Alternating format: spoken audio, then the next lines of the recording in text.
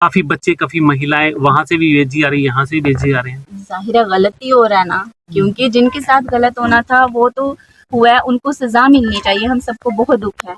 और नमस्कार, आप देख रहे हैं त्वरित आवाज और मैं बिमलेश गुप्ता।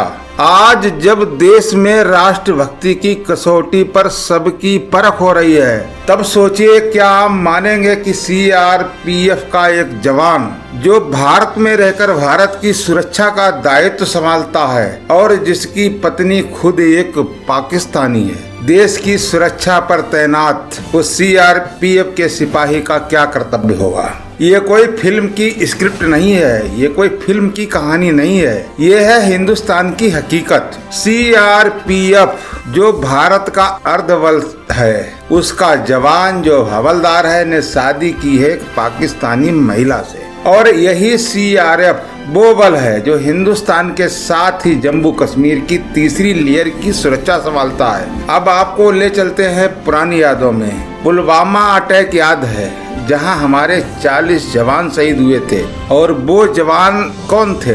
वो सभी जवान सीआरपीएफ के ही थे, और जिसकी बीवी उस देश की नागरिक है जो आतंक का पालक है। कैसे विश्वास किया जाए कि भारत की गोपनीय सूचनाएं, सेना की आंतरिक सूचनाएं पाकिस्तान नहीं पहुंचती होंगी? क्या ये महिला उसके जरिए देश की सुरक्षा संबंधी जानकारी पाकिस्तान को नहीं भेजती होगी?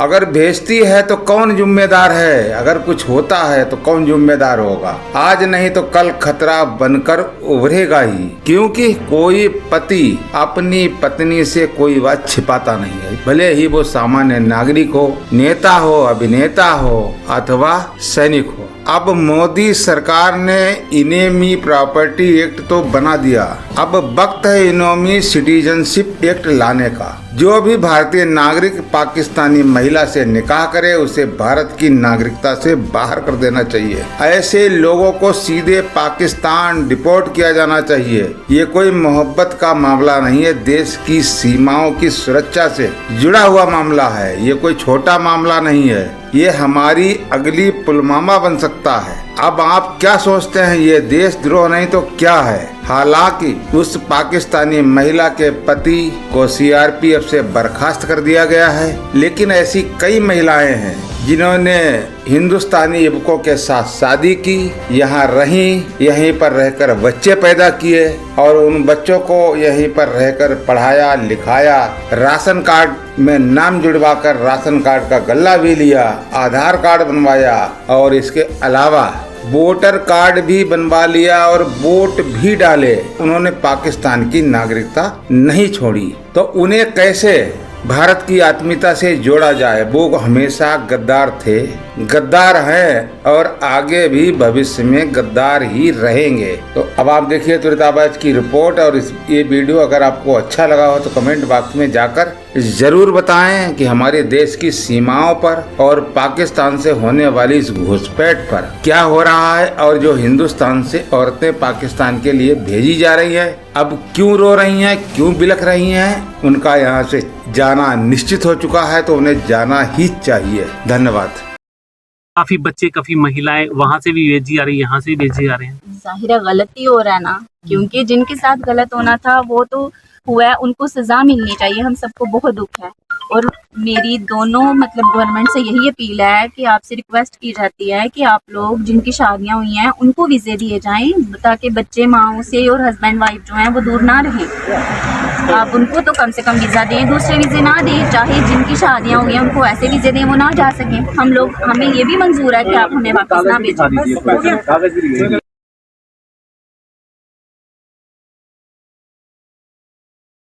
मैं यहाँ से शादी होके पाकिस्तान गई थी, 13 साल बाद आई हूँ मैं। 4 बच्चों को लेके मैं 2.5 महीने रुकी हूँ। अपने माँ बापों से मैं मिलने के लिए आई थी, उसके बाद मुझे चले जाना था पाकिस्तान। ठीक है, अब कहा जा रहा है कि बच्चों को भेजो, तो मैं बच्चों को कैसे भेजूँ? मेरे ससुर का आने से पहले इंतकाल हो गया, ठीक है, और नवंबर में इंतकाल हुआ है। उससे 2 महीने पहले मेरे जवान देवर का इंतकाल हो गया है। फिर उससे पहले मेरे एक देवर का इंतकाल हो गया। 2 मेरे और देवर हैं, ठीक है, तो वो जो है एक तो कहीं और रहता है दूर जगह पे, ठीक है, और एक जो देवर है उसके हाथ पे और पाँव पे अभी फालिस का मतलब वो हो गया है, उसके हाथ और पाँव टेढ़े हो गए हैं क्योंकि उसके बच्चे नहीं हैं। अब साफ बात है, बच्चों को वहाँ देखने वाला कोई भी नहीं है, ना मेरी सास है, ना मेरी नंदे हैं, ना मेरे देवर हैं, ठीक है। मेरे शौहर हैं, उनकी तबीयत खराब रहती है, वो गुर्दों के पेशेंट हैं। अब बताऊँ मैं अपने बच्चों को कैसे भेजूँ। हमें भी बहुत अफसोस है जो वहाँ पे लोग मरे हैं, ठीक है, हमें भी बहुत अफसोस है, बहुत एहसास है, जिसका गया है जाहिर सी बात है, मगर ऐसा होना नहीं चाहिए था। अब उनके चक्कर में देखें हम भी पीस रहे हैं, हमारे मासूम बच्चों का क्या कसूर है।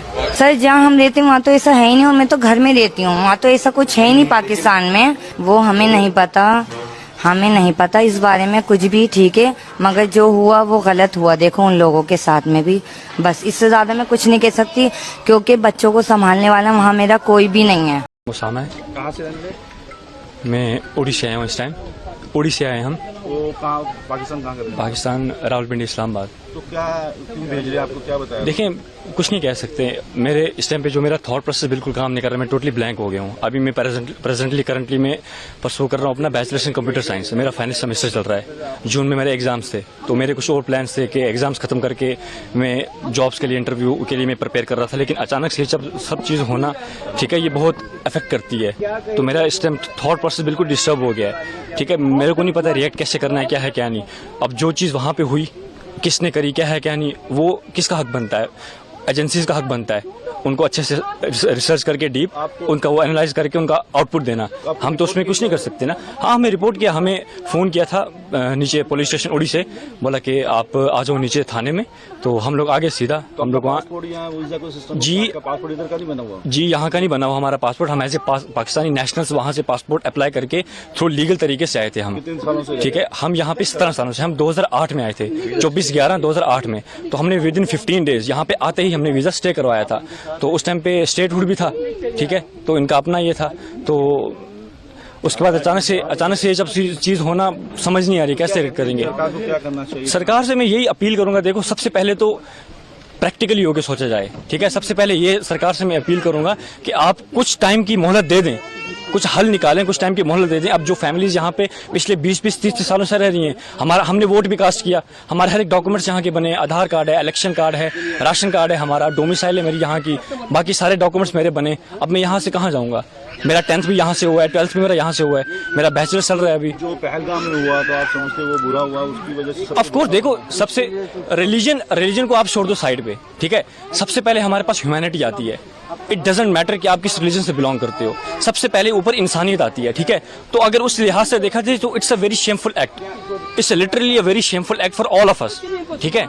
तो इसके लिए कोई वर्ड्स नहीं है। ऑफ कोर्स हम सभी कश्मीरी भाई, हम हिंदुस्तानी भाई सारे इस चीज को, इस इंसिडेंट को हम कंडेम करते हैं, हम इसके बिल्कुल खिलाफ हैं। अब सरकार को क्या मांग? सरकार को मैं यही, देखो सबसे पहले तो सरकार को मैं ये मांग करता हूँ कि जिन्होंने भी ये चीज करी, आप उनको अच्छे से देखें, खोजें, उसके बाद उनके अगेंस्ट प्रॉपर एक्शन लें, हम आपके साथ खड़े हैं। दूसरी चीज, मैं इन फैमिलीज के माध्यम से यहाँ से ये बोलना चाहूँगा कि हमें मोहलत दी जाए, ठीक है, प्रॉपर एक हल निकाला जाए। अब मेरी एग्जांपल ले लें, मैं कहाँ जाऊँगा? As I told you, I have done my 10th and 12th as well from this side, right? So अभी मैं परसू कर रहा हूँ बैचलर्स, तो मैं कहाँ जाऊँगा? वहाँ पे जाऊँगा, मेरा फ्यूचर क्या है वहाँ पे, है ना। मेरी एक्सपेक्टेशंस जहाँ की थी कि मैं आप ये कंप्लीट करूँगा, अपनी पढ़ाई फर्दर में क्या करूँगा क्या नहीं। पे लिखा कौन सी डेट को आई थी, तो कौन सी डेट को जाना है मुझे। तो घर में जवान बेटियां, उनको छोड़ के मैं जा रही हूँ। आप पाकिस्तान किस जगह के रहने वाले हैं? कराची की। क्या बताया, क्यों भेज रहे हैं आपको, किस वजह से? ये तो मुझे भी मालूम नहीं है कि जब यहाँ हमला हुआ कश्मीर में हमला हुआ, उसकी सजा हमें मिल रही है, आए समझ में।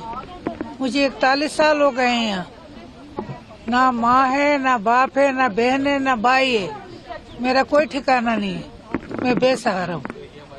तो आपको भेज रहे हैं, क्या कहना चाहेंगे सरकार से, क्या होना चाहिए आपको? सरकार से हम ये अपील करते हैं, ये जो कुछ हो रहा है सब गलत हो रहा है, अच्छी बात नहीं है।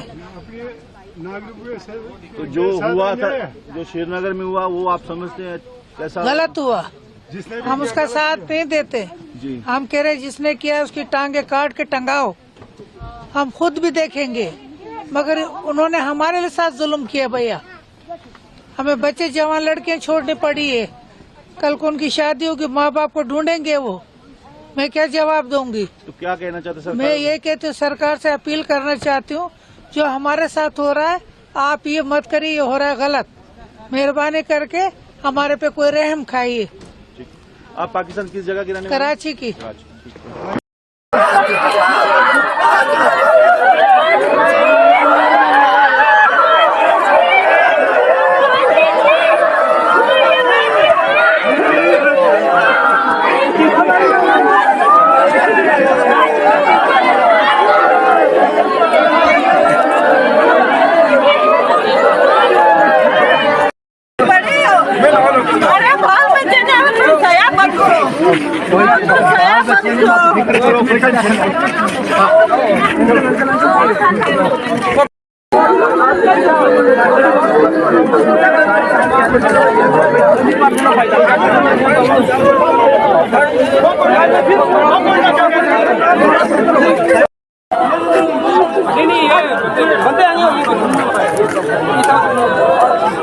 अग्गा बहन जी, अग्गा नहीं ठीक है काजी जी।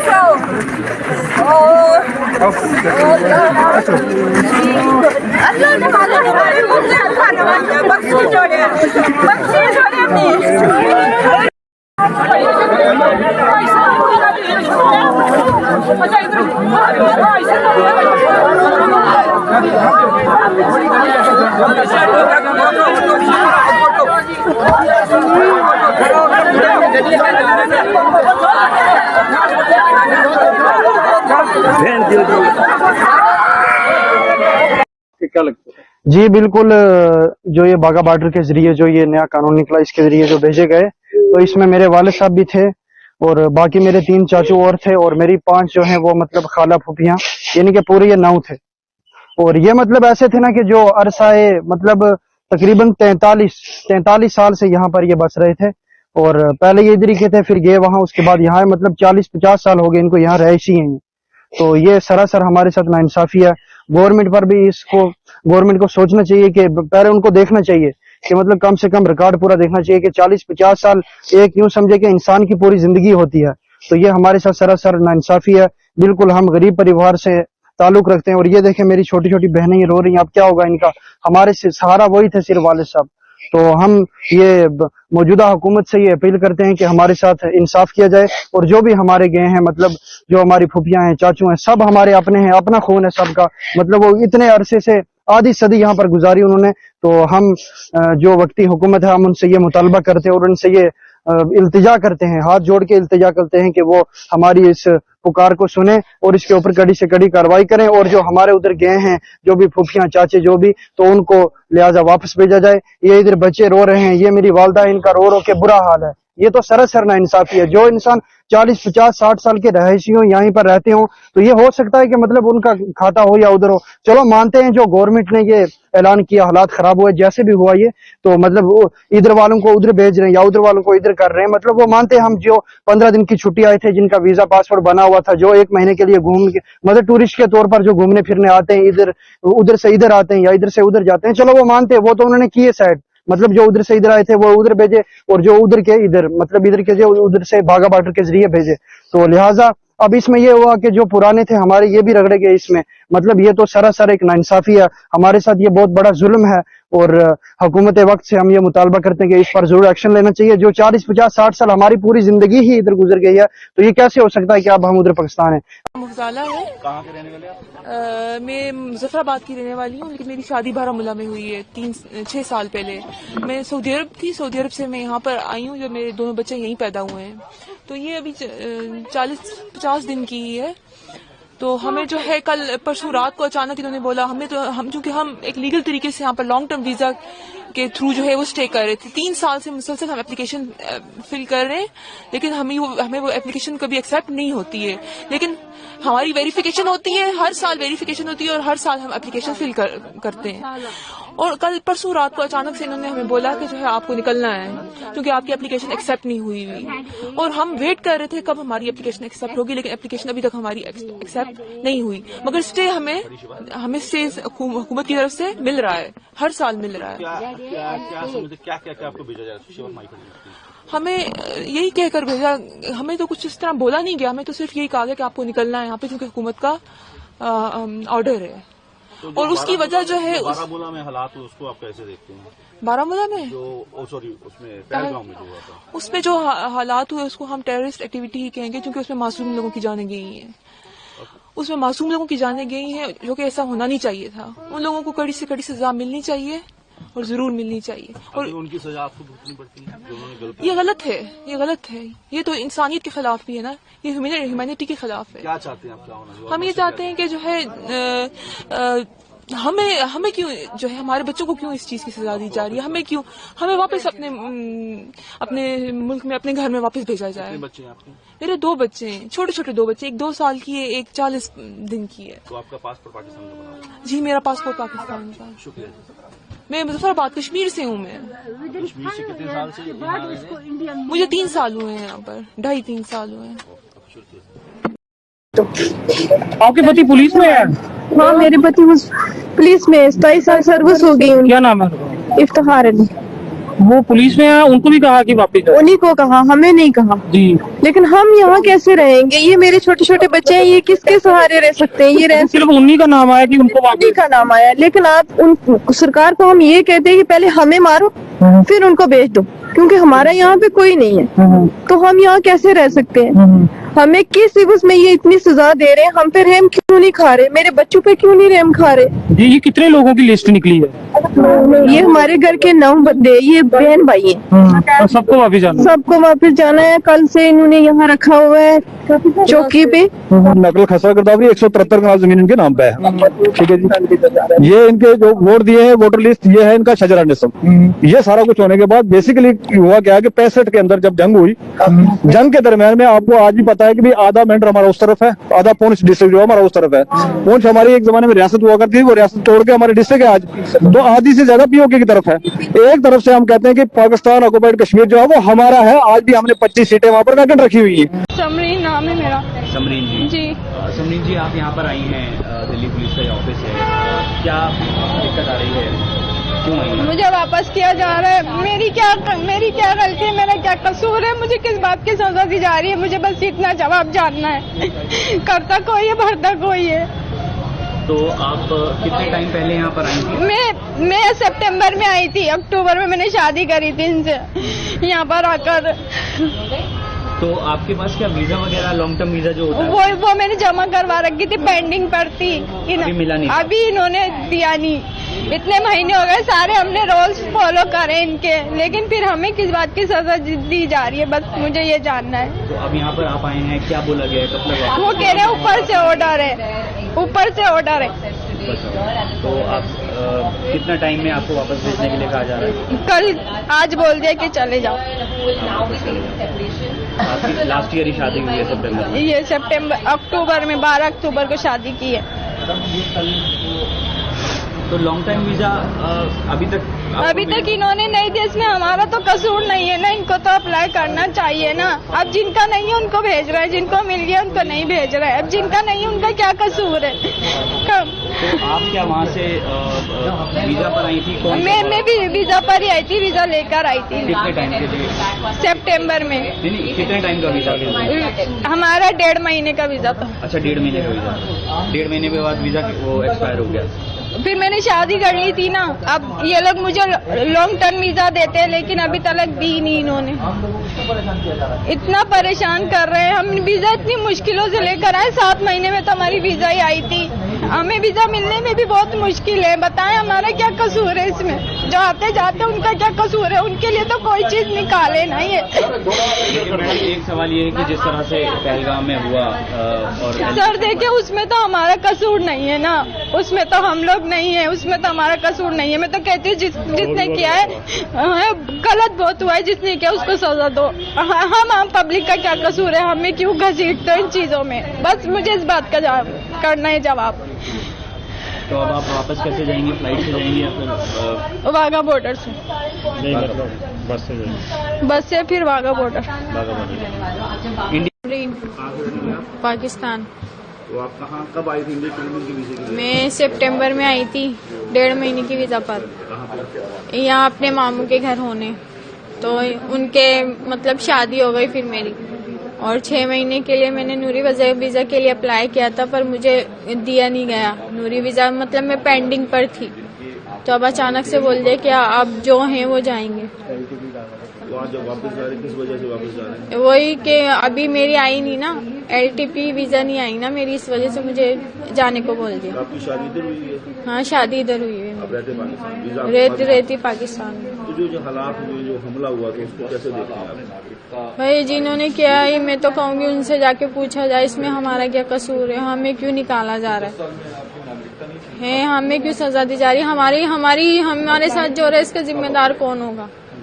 उनकी गलती से रिश्ते बट गए आपस में, जो प्यार बना था खत्म हो गया। नहीं देखे, ऐसा तो नहीं होना चाहिए ना। प्यार मोहब्बत तो रहनी चाहिए ना। भले जो भी गलती है वो आप अपना इश्यू करें, लेकिन ये चीज नहीं होनी चाहिए, बंद नहीं होनी चाहिए। सिर्फ रिश्तेदारों के लिए अलाउ कर दें, भले बाकी किसी को मत दें। जो रिलेटिव्स हैं, जिनके बच्चे हैं, उनको अलाउ कर दें। बाकियों को भले आप ना दें, मैं ये नहीं कह रही सबको ही दें। आप जो है ना, जो मजबूरी के तहत है, उनकी तो कम से कम सुने आप। जो शादियां की हुई हैं, लेकिन उनको क्यों सजा दी जा रही है जिन्होंने शादियां की? बस मैं इतना चाहती हूँ कि हमें तो अलाउ किया जाए। तो जो ऐसे धर्म के नाम पे लड़ते हैं, बाकियों को भी तंगी, उनके लिए क्या सजा होनी चाहिए? क्या जो कानून में लिखी गई है उनके लिए वो सजा होनी चाहिए। मैं तो ये कहती हूँ, भले चाहे धर्म के नाम पे लड़ें, किसी चीज के भी नाम पे लड़ें, उनके लिए वही सजा होनी चाहिए। लड़ाई तो हर जगह ही हो रही है, कहाँ नहीं हो रही, सब जगह ही हो रही है। पर ये चीज गलत है ना? पर ये चीज तो है ही गलत। मैं तो यही कह रही हूँ, सख्ती होनी चाहिए, मतलब सुरक्षा भरपूर होनी चाहिए, तो आगे से मौका ही ना मिले किसी को है। मैं तो यही कहना चाह रही हूँ ना कि सर आगे से मौका ना दिया जाए किसी को, सुरक्षा अपनी ऐसी लेकर चले भाई ये। लेकिन मैं कहती हूँ हमारे जो रिलेटिव्स है ना, बस उनको अलाउ कर दिया जाए, बाकियों को भले आप ना दें। मतलब जो रिलेटिव्स हैं, जिनके बच्चे हैं, मामू चाचा ताए हैं, उनको अलाउ किया जाए। बुरा लग रहा है कि आपका नाम क्या है? शाहीना तबस। कहाँ से आ रही हैं आप? कश्मीर से। कौन से कश्मीर से? श्रीनगर, हिंदुस्तान कश्मीर से। क्या ये लेटर किस चीज है? ये डिपोर्ट किया गया है मुझे। कहाँ, किसने? गवर्नमेंट ऑफ इंडिया ने। सिंपल सी बात है। अच्छा, तो कब आप आई थी? मैं पैदा यहीं हुई हूँ। मेरा कश्मीरी सारा जम्मू कश्मीर की मैं हूँ। शादी पाकिस्तान में हुई थी, तो फिर वहाँ डिवोर्स हुआ, फिर मैं और आई, फिर मैं 42 ईयर्स यहाँ रही। तो आज इन्होंने नोटिस निकाला कि यहाँ से आपको नेशनलिटी नहीं मिली है, इस वजह से आप वापस जा सकती हो। वहाँ के ऑफिसर्स ने आपको ये लेटर दिया? कहाँ के? इंडिया के जी, ये होम मिनिस्टर की लेटर है ना, आप पढ़िए। आप इनके बेटे? जी। क्या कहा गया? जी यही कहा गया कि डिपोर्ट करो, जबकि सब कुछ मतलब इंडिया में ही पैदा हुई, इंडिया में ही इंडियन बाप, सब कुछ इंडिया का, उसके बावजूद आधार कार्ड है, वोटर ID है, सब कुछ है, उसके बाद भी बोल रहे नहीं डिपोर्ट कर दो। तो आप यहाँ से अब कहाँ जा रहे हैं? अभी बॉर्डर, अभी इनने यहाँ पे रोक दिया ना, हम जा रहे थे, वरना आगे बोला कि रोको। हम लोग तो नहीं जा रहे हैं, हम लोगों को नहीं, बस हमारी अम्मी को है बाहर का, हम लोगों को नहीं है। मैं हैप्पी हूँ। नहीं, आपको वापस क्यों भेजा गया ये तो बता। आपको वापस क्यों भेजा गया? मिलने आए हो? पहले आप। हाँ जी, मुझे कोई कमेंट नहीं। वापस क्यों आए थे? मेरा रीजन है, मुझे जाने दे, ये मेरी नेशनलिटी है, मेरी पाकिस्तानी नेशनलिटी है, ये मेरी माँ के केस जमा है, फाइल जमा है, मेरी वीजा मेरे पास मौजूद है। बस हमसे सब कुछ दिखा दिया। वो उनसे कह रहे मैं कुछ नहीं कर सकते, ऑर्डर ऊपर से, जब तक ऑर्डर नहीं होगा हम कुछ नहीं कर सकते। मेरी शादी 20 साल से पाकिस्तान में हुई, मुझे वहाँ नेशनलिटी नहीं मिली है। मेरी नेशनलिटी अप्लाई हुई भी है वहाँ पे, मेरे पास मेरी नेशनलिटी की स्लिप है, मेरे साथ मेरे हस्बैंड का शनाख्ती कार्ड है, मेरे पास वहाँ का निकाहनामा है, सब कुछ है। मेरी बच्चियाँ कैसे जाएगी? पाकिस्तान में हुआ है। री एंट्री वालों को इजाजत दे दे सर, मेरे बच्चे मर जाएंगे सर, प्लीज री एंट्री वालों को वीजा दे दे। मेरा नाम रूमा नाज है, मेरे 2 बच्चे हैं, मेरे हस्बैंड वहाँ इंतजार कर रहे हैं, मेरे 2 बच्चे हैं, 2 साल का, 1 5 साल का। मेरे बच्चे मर जाएंगे, वो अकेले नहीं रह सकते। Please sir, I am request, re entry वालों को वीजा दे दें please sir, please I am request. मैं मऊ में एक महरुंडा गांव पड़ता है, मैं वहाँ आई थी। मैं, मेरे शौहर, मेरी नंद अपने हम बहनों से मिलने आई थी। हम 12-13 साल पे गए, मगर 9 दिन के अंदर वापस आना पड़ा हमें। जहाँ मैं लिखाने जाती एमएससी वालों ने हमें परसों फ़ोन किया कि आप छोड़ दें, तो परसों शाम में किया था। तो फिर हम ट्रेन गाड़ी देखेंगे तो कल हम रवाना हुए, आज यहाँ आ गए। ये है चक्कर। अच्छा, ये मुझे बताइए, अब पहलगाम की घटना आपने टीवी में देखी होगी? जी, हमने मोबाइल पे सुनी है। हाँ, तो कितना गलत हुआ आपके समझ से? हम तो ये जानते हैं कि देखो, गलत तो बहुत हुआ, गलत हुआ बहुत। और जिसने भी किए हैं, मैं नहीं कह रही कि आपके किया कि हमारे किया, किसने, उसको बड़ी से बड़ी सजा दी जाए। हम ये जानते हैं जी, और कुछ नहीं। हम 4 पासपोर्ट हैं टोटल, 1 इंडियन है और 3 पाकिस्तानी है, जिसमें से मेरी मामा इंडियन है और हम दोनों भाई बहन और बाबा पाकिस्तानी है। और ये लोग बोल रहे हैं कि आपकी मामा आपके साथ पाकिस्तान नहीं जा सकती, उनको इधर रहना पड़ेगा। तो इनको पूछो, अगर आपको आपकी मदर के बगैर रहना पड़े तो कैसा लगेगा? तो हमें ऐसे कैसे कह सकते हैं कि मेरी मम्मा नहीं जा सकती पाकिस्तान। कितने इंडियन पासपोर्ट है? कितने? 1 इंडियन है और 3 पाकिस्तानी है। और ऐसे भी नहीं है कि मेरी मम्मा पहली बार जा रही है। मेरी मम्मा की शादी हुई है 91 में। आज उनकी शादी को 35 साल हो रहे हैं और फिर भी ये लोग नहीं छोड़ रहे। उनके पास साल से आ जा रहे हैं, पहले भी नहीं, वो पहले भी आते। उनके पास 2 एक्सपायर पासपोर्ट भी है इंडिया के, और अभी जो है वो 3रा पासपोर्ट है, लेकिन फिर भी ये लोग एंट्री नहीं दे। हाँ, बोल रहे हैं इंडिया पासपोर्ट जा ही नहीं सकता। ऐसा कहाँ पे लिखा हुआ है? अगर रूल है कोई तो हमें दिखा दो, वरना अगर मेरी मम्मा नहीं जाएंगी तो मुझे भी नहीं जाना है घर। हाँ, मैं बोर्ड की स्टूडेंट हूँ। मेरी सिस्टर की शादी थी 29 अप्रैल को, और वो सब छोड़ के, उसको वहीं पे छोड़ के हमें जाना पड़ रहा है वापस इन हालात की वजह से। मेरी मम्मा भी कितनी परेशान है। हम बहुत परेशानी से एक तो आते हैं और ये लोग और ज़्यादा हमें परेशान कर रहे हैं। इतना चाहूँगी कि मुझे मेरी मम्मा को साथ लेके जाना है, वरना हमें जाना ही नहीं है बस।